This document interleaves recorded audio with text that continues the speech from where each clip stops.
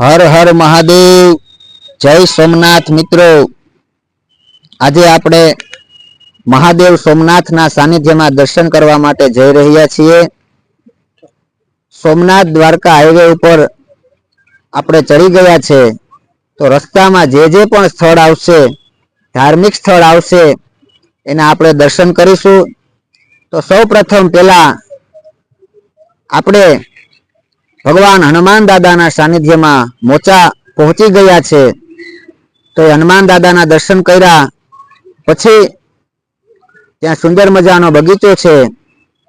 એ બગીચામાં સુંદર મજાની કોતરણી વાળા ડિઝાઇન આવેલી છે, ફૂલ છે, ઝાડ છે।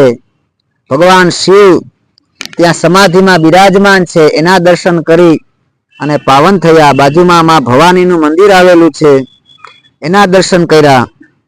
ત્યાંથી આગળ તમે જોઈ શકો છો, સવારનો પ્રભાતનો પોર છે, સુંદર વાતાવરણ છે, સુંદર મજાના આવા ગેટની કોતરણી કરેલી છે। તમે જ્યારે નીકળો ત્યારે તમે પણ અહીંયા આવજો, તો એના દર્શન કરી અને ફરી આપણે ભગવાન શિવના દર્શન કરવા માટે જઈ રહ્યા। મોડું થઈ ગયું તો થોડીક સ્પીડ પણ વધારી દીધી છે, અને આપણે આ જે દરિયો જોઈ રહ્યા છીએ એ માધવપુર બીચનો દરિયો છે। ત્યાંથી આપણે ભગવાનના શ્રી સોમનાથ ધામમાં, ભગવાનના નિજ ગામમાં, ભગવાનના ચરણોમાં આપણે પહોંચવા માંડ્યા છીએ, પહોંચી રહ્યા છીએ। તો ભગવાનના દર્શન કરવાની આતુરતા છે। અનેક પ્રકારના ભક્તો બહારથી, દેશ વિદેશથી, આપ જાણીએ છીએ એમ બધા ભક્તો પણ ભગવાન શિવના ચરણમાં અહીંયા શીશ ઝુકાવવા માટે આવે છે, ભગવાનની ચરણની રજ લેવા માટે આવે છે, ભગવાનના આશીર્વાદ લેવા માટે આવે છે। તો આપણા ગુજરાતના નહીં, દેશના નહીં, વિદેશના તમામ ભક્તો જે શિવ ભક્ત છે એ ભગવાનના દર્શન કરવા માટે આવે છે। અને આપણે આ જે ભગવાનનું જે રૂપ દેખાય છે, જે દર્શન કર્યા, એ દર્શન અટાણે કરી રહ્યા હોય તો આ હમીરજી ગોહિલનો જે અહીંયા ચિત્ર ઊભું કરેલું છે, સ્મૃતિ કરેલી છે, એના થકી આપણે આ ભગવાન શિવના દર્શન કરી રહ્યા છીએ। એનું બલિદાન છે, હમીરજી ગોહિલનું બલિદાન છે। ભગવાનના દર્શન કરાવ્યા પછી અમે ભગવાનનો ત્રિપુંડ ભાલે લગાડ્યો અને મેં ને મારા મિત્રએ સેલ્ફી લીધી। પછી ત્યાંથી આપણે બાજુમાં જ કિલોમીટર, અડધો કિલોમીટર હિરણ, કપિલા અને સરસ્વતી, જ્યાં ત્રિવેણી સંગમ છે, એના દર્શન કરવા માટે, એમાં પાવન થવા માટે આવી ગયા છે। તો અહીંયા પણ ઘણા બધા ભક્તો ભગવાનના દર્શન કરી અને આ પાવન નદીમાં, પતિત પાવની ત્રિવેણી સંગમમાં પતિત પાવન કરનારી, પાપને ભસ્મ કરનારી જે ગંગા જેવી પવિત્ર નદીઓ હિરણ, કપિલા અને સરસ્વતી, એ ત્રણેય નદીઓનો સંગમ થાય છે,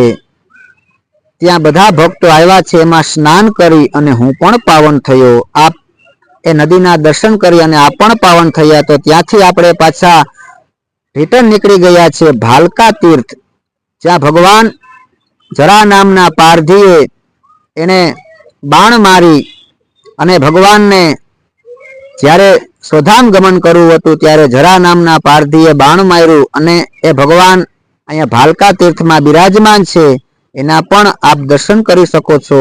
તો એવા ભગવાનના ચરણોમાં પણ કોટી કોટી વંદન। પછી એ ભગવાનના દર્શન કરી અને ફરી આપણે પોરબંદર જવા માટે રિટર્ન નીકળી ગયા છીએ। તો ત્યાંથી ભગવાન માધવરાયજીના દર્શન કરવા માટે માધવપુરનો માંડવો, જાદવકુળની જાન, પરણે રાણી રૂકમણી, શ્રી ભગવાન। તો ભગવાનના દર્શન બંધ હતા, તો ડાકોરના ઠાકોર તારા બંધ દરવાજા ખોલ, એ ભગવાનની અમે ઘડીક રાહ જોઈ, તો ભગવાનના પણ દર્શન થઈ ગયા। અને જ્યાં પૂજારી મહારાજ જે ભગવાનને શૃંગાર કરી રહ્યા છે, ભગવાનને શણગાર કરી રહ્યા છે, તો આવા ભગવાન રૂક્ષ્મણીજી અને કૃષ્ણ ભગવાનના દર્શન કરી અને પાવન થયા। ત્યાંથી એ માધવપુર બીચે પણ અમે થોડીક વાર ફર્યા અને એનો પણ આનંદ લીધો, હું અને મારો મિત્ર। પછી ત્યાંથી પાછા નીકળી ગયા તો રાત થવા આવી હતી, અંધારું થવા આવ્યું હતું, સૂર્ય આથમવા માંડ્યો હતો। તો ફરી અમે સ્પીડ પકડી અને ફરી અમે ત્યાંથી નીકળી ગયા। આપ પણ જોઈ શકો છો, સુંદર મજાનો સનસેટ પોઈન્ટ કહેવાય એવી રીતના ભગવાન સૂર્યના દર્શન કર્યા।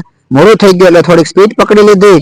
પછી ત્યાંથી અમે માં ભગવતી શ્રી રંગબાઈ માના સાનિધ્યમાં આપણે જઈ રહ્યા છીએ. તો માં ભગવતીના સાનિધ્યમાં આપણે આવી ગયા છીએ. યા દેવી સર્વભૂતેષુ માં શક્તિ રૂપેણ સંસ્થિતા નમસ્તસ્યે નમસ્તસ્યે નમસ્તસ્યે નમો નમો. તો એવા ભવબંધનના દુઃખ કાપે એવી માં ભગવતી માં રંગબાઈ માના દર્શન કરી અને હું પણ પાવન થયો. તો એ માના ચરણોમાં કોટી કોટી વંદન. એ માં ભગવતી જે શક્તિનું સ્વરૂપ છે એવી માં ભગવતી, એના ચરણોમાં લાખ લાખ વંદન હો. તો બોલીએ શ્રી સોમનાથ મહાદેવની જય.